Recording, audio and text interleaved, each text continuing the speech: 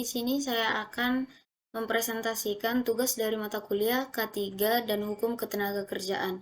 Di sini saya membawa judul Keteraturan dalam Ruang Kerja. Sebelumnya, perkenalkan nama saya Rahel Desi Mutiara Sipahutar dengan NIM 2305112003 dari kelas CE5C. Pertama, definisi keteraturan dalam ruang kerja. Apa itu definisi keteraturan dalam ruang kerja?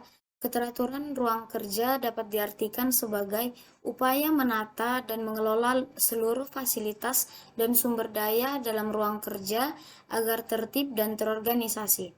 Ruang kerja yang teratur akan membantu seseorang bekerja dengan lebih fokus dan efisien karena semua kebutuhan tersedia pada tempatnya. Selanjutnya, tujuan keteraturan. Ada 5 tujuan keteraturan.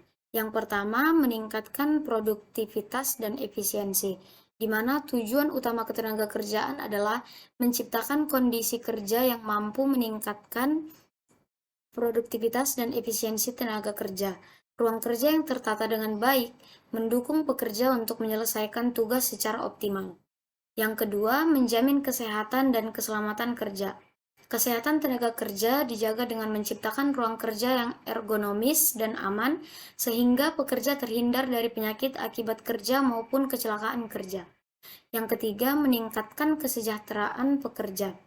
Melalui keteraturan dalam ruang kerja dan kebijakan ketenagakerjaan, pekerja merasa lebih nyaman, sejahtera, serta memiliki motivasi tinggi dalam melaksanakan tugasnya. Yang keempat, meningkatkan kompetensi dan inovasi. Ketenagakerjaan juga bertujuan untuk membekali tenaga kerja dengan keterampilan baru, termasuk pemanfaatan teknologi seperti IoT, sensor, dan sistem keamanan modern. Hal ini mendorong lahirnya inovasi. Yang kelima, mewujudkan hubungan kerja yang harmonis. Lingkungan kerja yang tertib akan mendukung terciptanya hubungan kerja yang harmonis antara pekerja, institusi, maupun pihak lain. Hal ini penting untuk membangun budaya kerja positif. Selanjutnya, aspek keteraturan dalam ketenagakerjaan.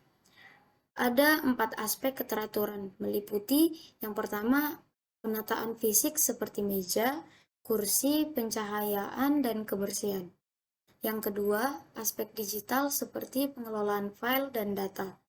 Aspek yang ketiga yaitu aspek organisasi berupa pembagian ruang sesuai fungsi.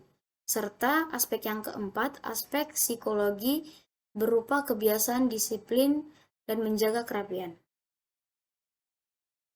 Selanjutnya, manfaat keteraturan dalam ruang ketenagakerjaan.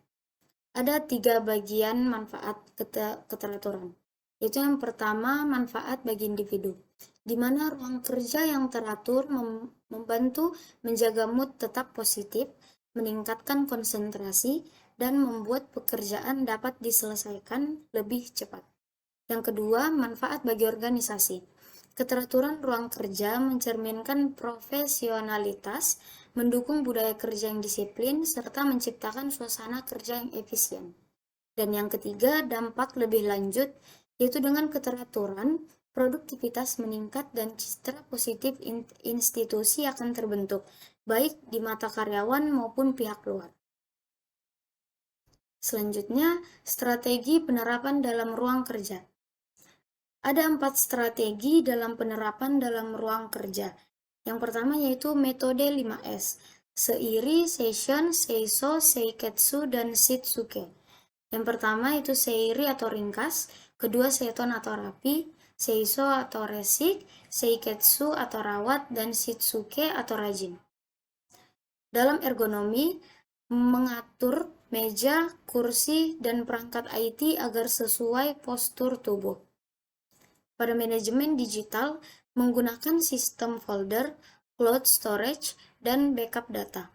Dan yang keempat, kedisiplinan, biasakan untuk merapikan ruang kerja sebelum dan sesudah digunakan. Selanjutnya, adapun risiko jika ruang kerja tidak teratur. Ketidakteraturan dalam ruang kerja dapat menimbulkan berbagai risiko, mulai dari menurunnya konsentrasi, meningkatnya stres, hingga masalah kesehatan akibat postur dan lingkungan kerja yang tidak ergonomis.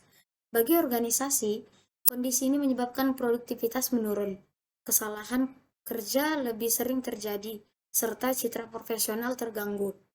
Jika dibiarkan dalam jangka panjang, ketidakaturan akan memicu tingginya absensi, meningkatnya turnover karyawan, dan kerugian finansial akibat menurunnya efisiensi kerja secara keseluruhan. Selanjutnya, kesimpulan.